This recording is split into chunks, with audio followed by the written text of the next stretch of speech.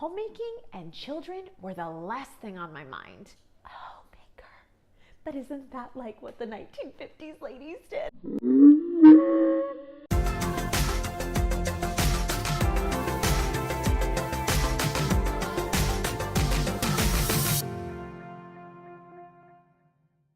Hi everybody, how are you doing today? I was tagged by Heather from A Catholic Mom's Life to do the Homemaker tag, and woohoo!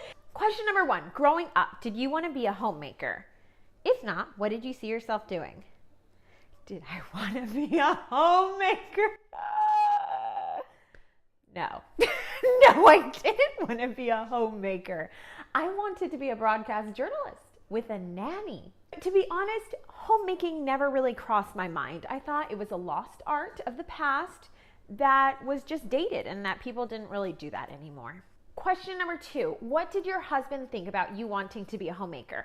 Well, actually, I didn't want to be a homemaker.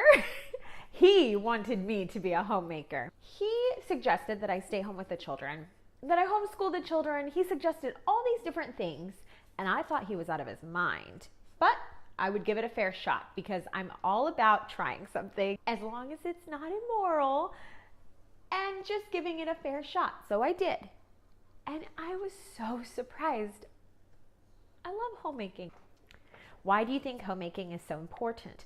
So now we get to fast forward many years and lots of burned casseroles and dirty house and disorganization and mini fails, epic fails later. I'm the Pinterest fail mom.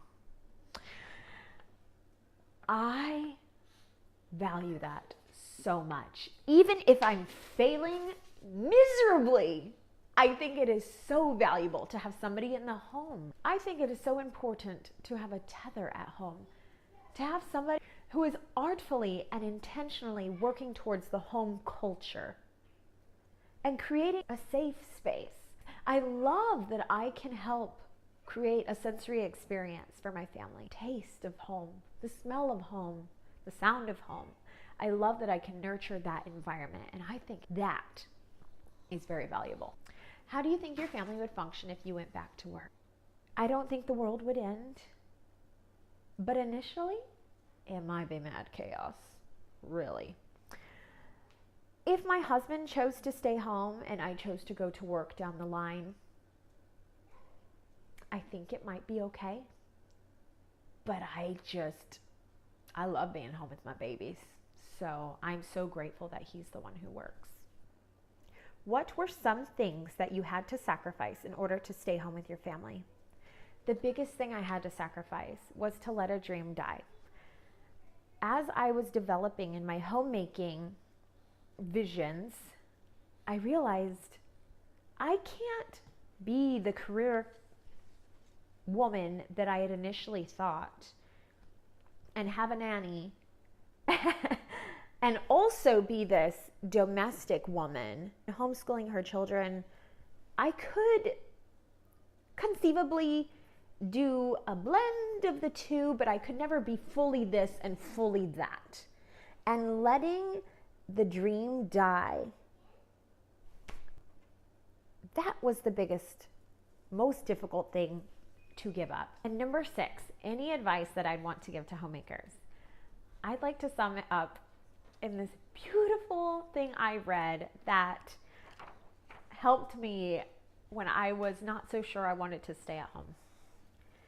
One has to be in the same place every day, watch the sunrise from the same house, hear the same birds awaken each morning to realize how inexhaustibly rich and different is sameness. There is magic in the mundane. What I realized quickly is that even in the brainless tasks of homemaking, there was so much magic happening. There was so much joy. I was seeing God in all these different beautiful moments. I can't imagine a life not doing those things now. They are so much a part of me, and I feel so blessed to have that. So if I had a piece of advice, it's if you're in the place that I was, where you just feel like your brain is being wasted and it's turning to mush, I would just recommend you press into it a little more and really try to find the value in homemaking, because it is valuable and there is a lot that might surprise you.